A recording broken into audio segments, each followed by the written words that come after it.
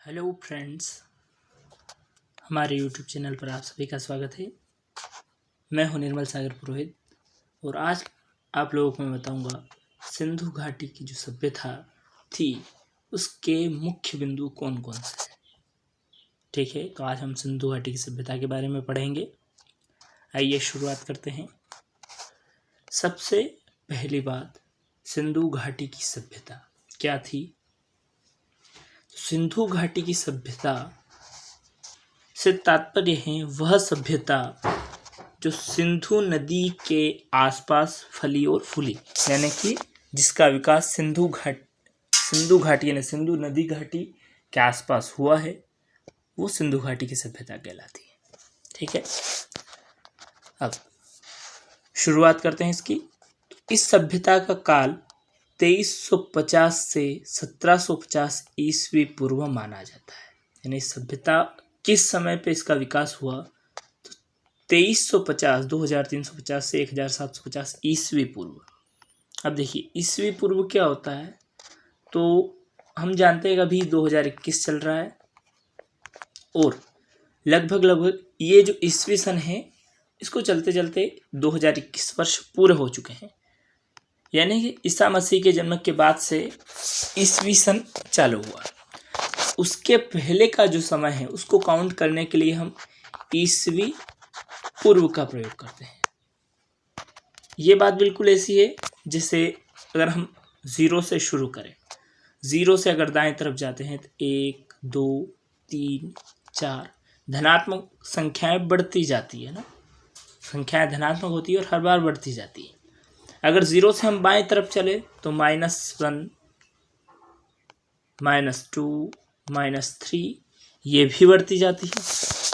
यानी कि अगर हम ये शून्य को ईसा मसीह के जन्म से ईस्वी का प्रथम वर्ष सिर्फ ईसा मसीह का जन्म माना जाए तो इसके पूर्व की जो संख्याएं होंगी उसे ईस्वी पूर्व में गिना जाएगा, और वो संख्याएं जितनी ज़्यादा बड़ी होगी वो समय उतना ही ज़्यादा ईस्वी पूर्व में रहेगा, जितनी छोटी होगी वो उतना ईसा मसीह के जन्म के पास आ जाएगा।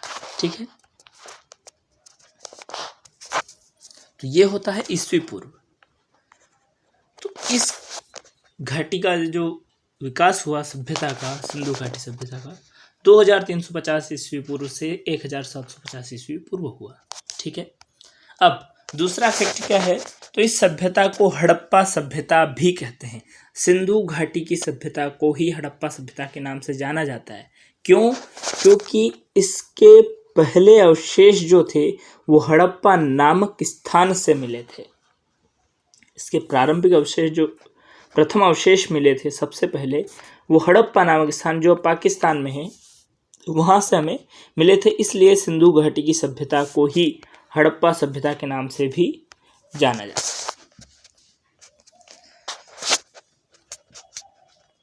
अब सन 1921 में सबसे पहले राय बहादुर दयाराम साहनी ने इसके अवशेष खोजे थे। सिंधु घाटी की सभ्यता की खोज सर्वप्रथम सन 1921 में हुई थी और किसने की थी? राय बहादुर दयाराम साहनी ने। ठीक है, अब देखिए इस सभ्यता की सबसे बड़ी विशेषता जो कहलाती थी वो थी इसकी नगर योजना। यानी उन्होंने नगर यानी कि जो नगर बसाया था उसका जो मैनेजमेंट था, जो प्रबंध था वो बहुत ही उम्दा था। इसमें नगर योजना बहुत गजब की थी। इसमें सड़कें व मकान योजनाबद्ध तरीके से बनाए गए थे, है ना। सड़कें और मकान बिल्कुल योजनाबद्ध तरीके से बनाए गए थे। अब देखिए मकान जो थे वो पक्की ईंटों के बने होते थे उस समय भी। यानी ये सभ्यता इतनी विकसित थी कि उस समय भी मकानों को पक्की ईंटों से बनाए जाते थे। गंदे पानी के निकलने के लिए नालियां बनाई गई थी। घरों का या जो उस समय में उद्योग रहे होंगे उनको जो गंदा पानी था उनका निकालने के लिए नालियां बनाई गई थी, और उन नालियों की साफ सफाई के लिए जगह जगह उनमें साफ सफाई के लिए स्थान रखे गए थे जिससे उसकी कंटिन्यूसली या निरंतर सफाई होती रहे।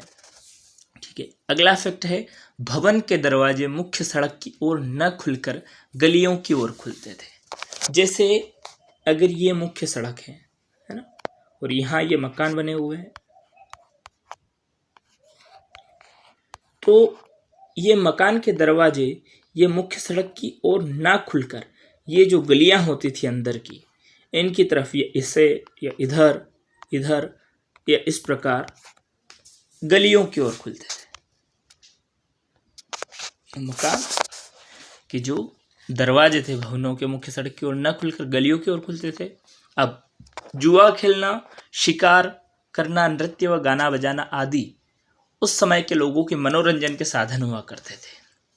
उस समय अपना लोग मनोरंजन इन्हीं साधनों से करते थे और वे लोग मिट्टी के अतिरिक्त सोने, चांदी व तांबे से बने बर्तनों का प्रयोग भी करते थे। यानी उस समय लोगों को सोने, चांदी और तांबे के बारे में ज्ञान हो चुका था। उस समय में लोग शाकाहारी व मांसाहारी दोनों प्रकार के होते थे।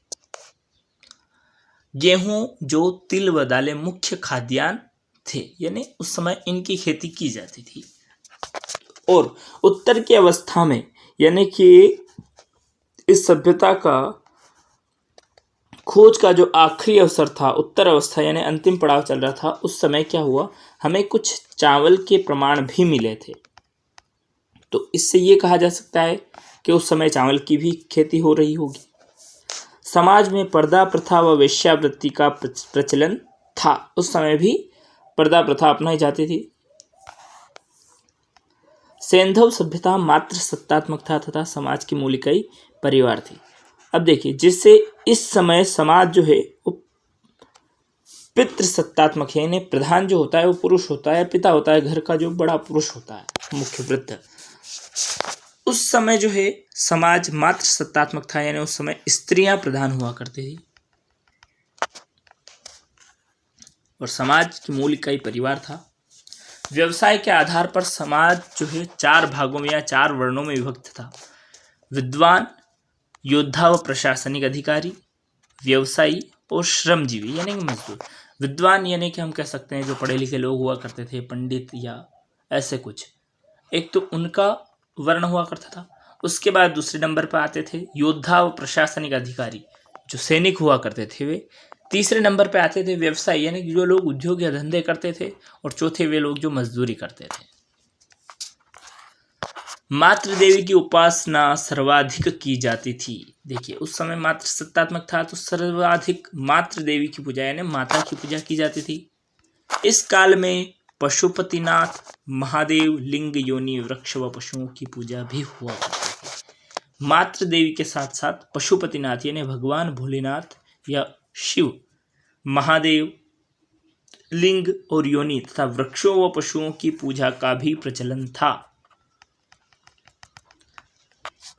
और सर्वाधिक पशुओं में कुबड़ वाला जो सांड हुआ करता था और फक्ता एक प्रकार का पक्षी था। तो कुबड़ वाला सांड और फक्ता एक पवित्र पक्षी माना जाता था। वह श्रृंग युक्त, श्रृंग यानी सींग वाले, तो श्रृंग युक्त पशु, सींग वाले पशु सर्वाधिक पूजनीय थे, यानी कि इनकी भी पूजा की जाती थी। संभवतः ऐसा माना जाता है कि स्वास्तिक चिन्ह जो होता है, स्वास्तिक चिन्ह देखिए मैं आप लोगों को बताता हूँ, ये कुछ इस तरह का होता है। ये होता है स्वास्तिक चिन्ह। तो स्वास्तिक चिन्ह जो है वो संभवतः सिंधु घाटी सभ्यता की ही देन है, संभवतः। उस समय लोगों के मुख्य व्यवसाय जो था वह कृषि था। वे कृषि के अंतर्गत गेहूं, जौ, कपास, चावल, फल में खजूर, तरबूज इस प्रकार के फल, इनकी खेती की जाती थी। लोग गाय, भैंस, बकरी, कुत्ता आदि पशु पालते थे। उसमें लोग गाय पालने, पशु या बकरियां जो थी, भैंस जो थी, इस प्रकार के पशु पालने लग गए थे। देखिए, हमने पाषाण काल जो है यानी कि जो आदिमानव काल रहा है उसमें पढ़ा है कि सर्वप्रथम जो है कुत्ता पालतू बनाया गया था। सर्वप्रथम पशु जो था उस पालतू बनाने जाने वाला वह था कुत्ता। सिंधु घाटी की सभ्यता के आते आते लोग गाय भैंस भी रखने लग गए थे, उनको भी पालतू बनाने लग गए थे। उद्योग में सूती व ऊनी कपड़ों का विशेष स्थान था, यानी सर्वाधिक जो था उचित स्थान या ऊंचा स्थान जो था वो सूती व ऊनी कपड़ों का था। लोग इसके अलावा और क्या काम करते थे? धातु निर्माण, यानी कि धातुएं बनाना, आभूषण उन धातुओं से गहने बनाना, बर्तन निर्माण, हथियार औजार का निर्माण करना तथा परिवहन उद्योग, यानी आने जाने की यातायात के जो साधन थे आदि उद्योगों से वे परिचित थे, यानी इनके बारे में भी उन्होंने खोज कर ली थी या इसके बारे में जानने लग गए थे। फुट व क्यूबिक माप तोल के लिए जानकारी जो थी उस समय के लोगों को हो गई थी, यानी कि मापतोल के लिए वे फुट और क्यूबिक पद्धति का उपयोग करते थे, यानी कि मापतोल की जानकारी उस समय लोगों को थी। तांबा व टीन को मिलाकर कांसा, ब्रांज जिसे बोला जाता है, तांबे और टीन को मिलाकर कांसा बनाना वे लोग सीख गए थे। इस सभ्यता की मोहरें अन्य वस्तुएं, सभ्यता की मोहरें जो है या और अन्य वस्तुएं पश्चिमी एशिया ने एशिया का पश्चिमी भाग और मिस्र देश से मिली हैं, जो उन देशों के साथ इस सभ्यता के व्यापारिक संबंध को दर्शाती हैं। यानी कि इस सभ्यता की जो मोहरें हैं वो मिस्र से मिली और पश्चिमी एशिया के भागों से मिली है। तो ये मोहरें या ये वस्तुएं जो है ये दर्शाती है कि उस समय सिंधु घाटी की सभ्यता जो है उनका व्यापारिक संबंध इन देशों के साथ रहा होगा। व्यापार जो था वह वस्तु विनिमय प्रणाली द्वारा होता था। वस्तु विनिमय का मतलब होता है लेना देना, है ना, किसी चीज को लेकर कोई दूसरी चीज देना। तो उस समय पैसे देकर कुछ लेना ऐसा नहीं चल रहा। उस समय वस्तु यानी एक वस्तु को देकर उसके बदले में दूसरी वस्तु ली जाती थी, इसे कहते हैं वस्तु विनिमय प्रणाली। इस सभ्यता की लिपि भाव चित्रात्मक थी, यानी कि उस समय लिखने या पढ़ने के लिए शब्दों का नहीं चित्रों का उपयोग किया जाता था, जिसे अभी तक पढ़ा नहीं जा सका है। यह लिपि प्रथम पंक्ति में दाएं से बाएं और द्वितीय पंक्ति के बाएं से दाएं लिखी जाती थी। अब देखिए उस समय यह लिपि जो थी भाव चित्रात्मक थी और ये लिपि आज तक पढ़ी नहीं जा सकी है ना। और इस लिपि की खास बात यह थी कि जब इसमें लिखा जाता था इस लिपि में, तो पहली पंक्ति जो होती थी वह दाएं से बाएं की ओर लिखी जाती थी। अगर द्वितीय पंक्ति आती तो उसको बाएं से शुरू करके प्रथम दाएं से बाएं, फिर द्वितीय बाएं से दाएं, और इसके बाद यदि फिर आती है तो फिर तीसरी पंक्ति दाएं से बाएं, फिर चौथी बाएं से दाएं, इस प्रकार लिखी जाती थी। इस शैली को बाउस्ट्रोफिडन कहा जाता है। ये शैली जो है बाउस्ट्रोफिडन शैली कहलाती है। अब देखिए यह सभ्यता जो थी लगभग 1000 वर्षों तक रही है। 1000 वर्षों तक इसका काल रहा, 1000 वर्षों तक ये सभ्यता चली। इसके अंत के कारणों के बारे में इतिहासकार एक मत नहीं है, यानी कि इसका पतन किस कारण हुआ या इसका अंत किस कारण हुआ, इसके बारे में इतिहासकारों के अपने अलग अलग मत हैं। इसके पतन के प्रमुख कारण संभवतः क्या क्या थे? या तो आर्यों का आक्रमण हो सकता है, सामाजिक ढांचे में बिखराव हो सकता है, बाढ़ या भूकंप आदि इनमें से कुछ भी हो सकता है। यानी कि ये भी निश्चित नहीं है कि इस सभ्यता का अंत किसका कारण हुआ। या तो आर्य देश जो थे वो भारत में आकर बसे तो उनके आक्रमण के कारण हो सकता है, या इस सभ्यता के सामाजिक जो ढांचा था, आधार था, उसमें बिखराव हो गया, या उस समय सिंधु नदी में बाढ़ आई होगी या भूकंप आया होगा जिससे सभ्यता का नाश हो गया। इस सभ्यता के भवन निर्माण में ग्रीड पद्धति अपनाई गई थी। ये बहुत इंपॉर्टेंट है। ग्रीड पद्धति यानी ग्रीड पद्धति क्या होती है? देखिए जैसे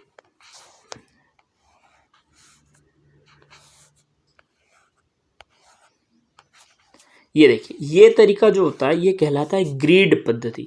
यानी एक व्यवस्थित तरीके से जमाना किसी चीज को, आगे पीछे नहीं होना, बिल्कुल एक सीध में। तो ये पद्धति जो कहलाती है इसे हम कहते हैं ग्रिड पद्धति। तो भवन निर्माण ग्रिड पद्धति में किए जाते थे, बिल्कुल व्यवस्थित तरीके से। अब एक और मुख्य बात, मोहनजोदड़ो से एक विशाल स्नानागार मिला है। मोहनजोदड़ो जो हड़प्पा सभ्यता या सिंधु सभ्यता का ही एक अंग है, वहां से हमें बहुत बड़ा यानी कि विशाल स्नानागार मिला है, जिसकी लंबाई 11.88 मीटर है, चौड़ाई 7.01 मीटर और गहराई लगभग 2.43 मीटर है। और अब तक की खोजी गई सिंधु घाटी सभ्यता की सबसे विशाल कृति है। अब देखिए, प्रमुख स्थल उत्खनन कार्य, वर्ष, नदी स्थिति और वहाँ से कौन कौन से हमें साक्ष्य प्राप्त हुए हैं उसके बारे में पढ़ते हैं। इसमें हमने आप लोगों को सिर्फ 2 ही स्थानों के बारे में बताएंगे। वैसे बहुत सारे स्थान है इसके, सिंधु घाटी सभ्यता के बहुत अंग रहे हैं, लेकिन इसमें मुख्य जो 2 हैं वो मैं आपको बताऊंगा। जिसमें से देखिए, पहला है हड़प्पा। इसे ही सिंधु घाटी की सभ्यता कहा जाता है। तो हड़प्पा एक स्थान है जहाँ पे खोज हुई। सर्वप्रथम इसकी खोज करी थी दयाराम साहनी ने, राय बहादुर दयाराम साहनी। सन 1921 में इसकी खोज हुई थी। और रावी, देखिए ये रवि हो गया, रवि नहीं है ये रावी नदी है। रावी नदी के आसपास इसकी खुदाई हो गई या की गई। स्थान था मोंटगोमरी जिला, पाकिस्तान, वर्तमान पाकिस्तान में है ये।